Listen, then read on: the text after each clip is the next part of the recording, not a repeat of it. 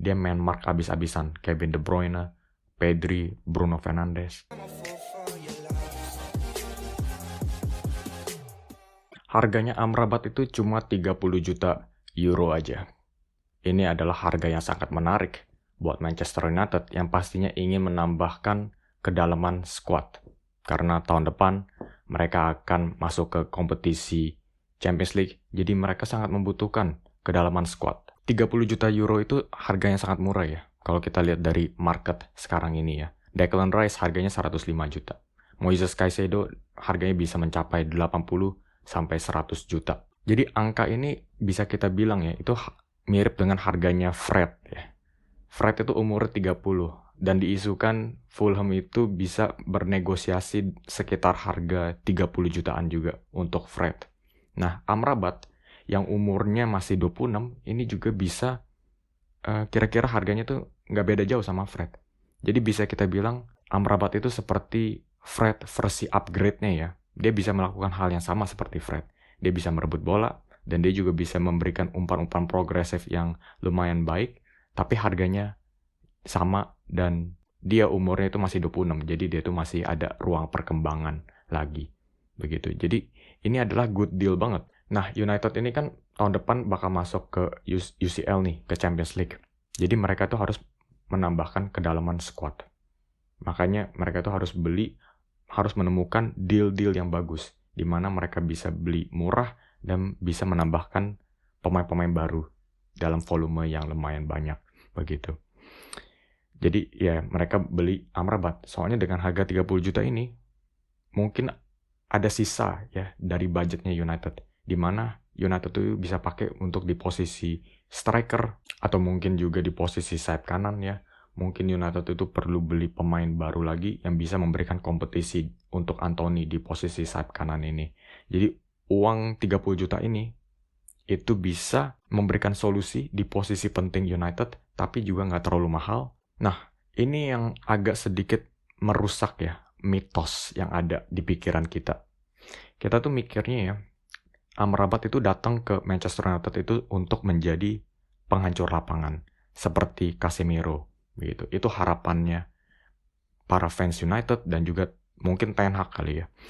Itu harapannya Amrabat bisa menjadi penggantinya Casemiro di masa depan. Tapi gue pengen membawa berita yang mengecewakan sedikit ya. Kita mulai dulu dengan statistiknya dia di Serie A bersama Fiorentina. Kita mulai dengan operan-operannya Amrabat ya. Itu bisa kelihatan. Amrabat itu dia adalah tipe pemain yang suka memberikan operan-operan dalam volume yang banyak. Begitu. Itu bisa kita lihat. Di Fiorentina, dia itu adalah pusat serangan Fiorentina. Semua serangan itu harus melewati kakinya Amrabat. Dan ketika dia sudah pegang bola, dia itu juga sangat akurat. Begitu. Dia bisa akurat dalam umpan panjang, umpan pendek, dia sangat bagus. Begitu. Jadi ini juga udah satu hal ya, di mana Amrabat ini sudah merusak mitosnya ya, sudah merusak gambaran yang ada di pikiran kita. Dia itu bukan penghancur lapangan, tapi dia itu juga adalah pemain yang sangat elegan dalam memberikan umpan-umpan tersebut. Nah, ada satu hal lagi nih. Kalau kita mikirnya dia itu adalah penghancur lapangan ya, seharusnya dia itu memiliki tackle dan intersepsi yang bagus. Tapi kalau kita lihat dari statistiknya ya, dalam soal tackle dan intersepsi, ini sangat kebanting jauh ya dibandingkan dengan operan-operannya dia. Jadi kita tuh harus mengubah persepsi kita terhadap Amrabat. Dia itu bukan pemain penghancur, tapi dia juga bisa menjadi pemain yang sangat elegan untuk Manchester United. Gitu.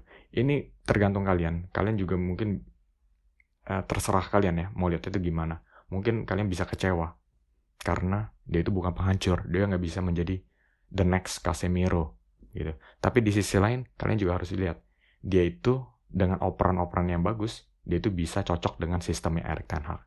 Jadi tergantung kalian bagaimana kalian itu mau melihat pembelian Amrabat di Manchester United.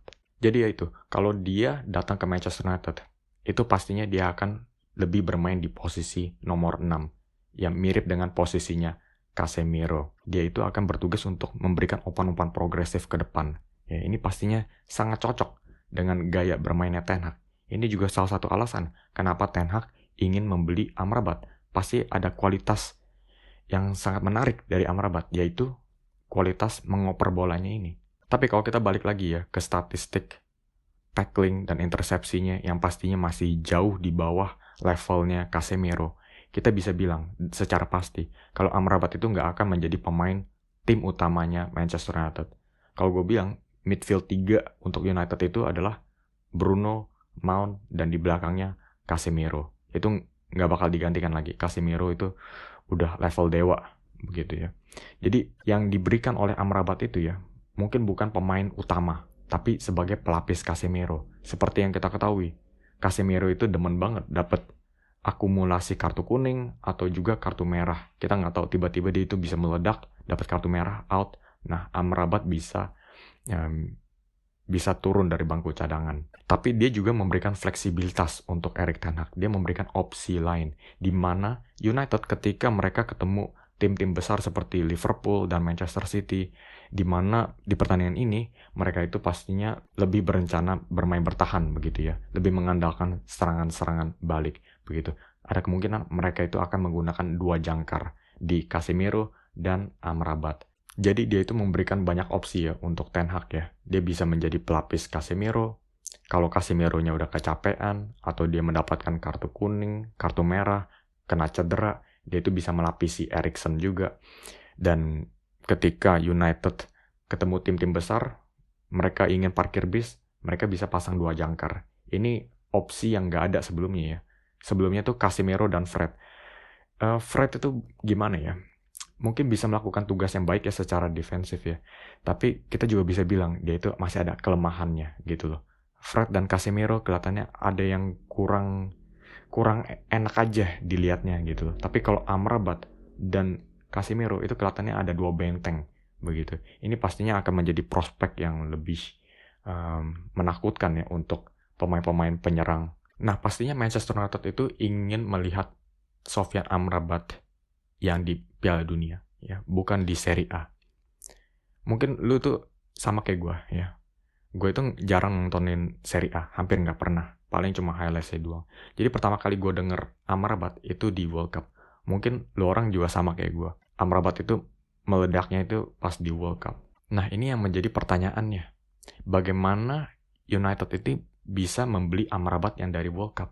Gitu. Soalnya di World Cup ya, di turnamen kali itu, dia itu gue bilang ya, adalah midfielder terbaik. Dia memimpin Maroko mengalahkan timnas besar seperti Portugal, Spanyol, Kroasia, Belgia. Dia main mark abis-abisan, Kevin De Bruyne, Pedri, Bruno Fernandes, dan ada satu tackle yang luar biasa bagusnya ya, lawan Kylian Mbappe. Dia itu lomba lari sama Mbappe, nggak kalah, dan akhirnya bisa melakukan tackle yang sangat akurat di area kotak penalti. Tapi bagaimana caranya United itu bisa mengeluarkan kemampuan Amrabat yang di World Cup kali ini, bukan di Serie A? Bagaimana caranya? Itu ada perbedaannya. Di World Cup ya, ada segi motivasi. Dia bermain untuk membawa nama harum Maroko. Pastinya ini adalah segi motivasi yang nggak bisa dikalahkan dimanapun ya. Dan juga di Maroko, tugasnya dia itu juga berbeda. Ya. Di Maroko, mereka itu lebih ada ekspektasinya ya untuk bermain parkir bis. Mereka bakal melawan tim-tim besar. Pastinya mereka itu ya parkir bis. Jadi ada satu tugas aja yang tersedia untuk Amrabat. Dia hanya fokus untuk menjadi patroli di depan lini pertahanan. Itu aja tugasnya. Nggak usah mikir yang lain-lain ya. Lo nggak usah mikirin bermain elegan, nggak usah mikirin menjadi deep line playmaker, nggak usah mikirin memberikan umpan-umpan progresif. Cukup melakukan tackle, melakukan intersepsi. Lu lihat ada Kevin De Bruyne di sana, lu man mark dia. Oke, kalau ada bola yang masuk itu, lu coba potong. Itu aja tugasnya. Nah, itu menjadi simple. Nah, kadang tugas yang simple ini bisa membawa pemain biasa menjadi pemain yang sangat bagus. Jadi menurut gua tugasnya Erik ten Hag itu bisa memberikan instruksi ya ke Amrabat. Lu nggak usah mikir terlalu banyak macam. Ya. Tugas utama lu itu patroli lini pertahanan belakang. Lu lapisi aja lini pertahanan United. Itu aja tugas utama lu. 90% itulah tanggung jawab lu. Nah, mungkin 10% lainnya. Ketika lu udah dapat bola, nah lu mungkin bisa menggunakan skill-skill umpan-umpan progresif ke depan begitu. Tapi lu nggak usah fokus di sana. Tugas lu itu cukup menjadi CDM, jangkar. Itu hal yang sama seperti Casemiro. Dia tuh selalu fokus di sisi defensifnya dulu, nah yang kedua baru ngoper begitu. Amrabat kalau dia ingin mencapai level tertingginya, menurut gue dia harus menjadi murni penghancur serangan. Menurut gue itulah tugas selanjutnya Erik ten Hag. Bagaimana dia bisa membawa Amrabat dari level Serie A menjadi level Piala Dunia. Oke guys, sampai di sini aja video hari ini. Coba kasih komen di bawah, komentar kalian mengenai analisa gue tentang Amrabat. Apakah lu merasa dia itu bisa menjadi Casemiro kedua untuk Manchester United?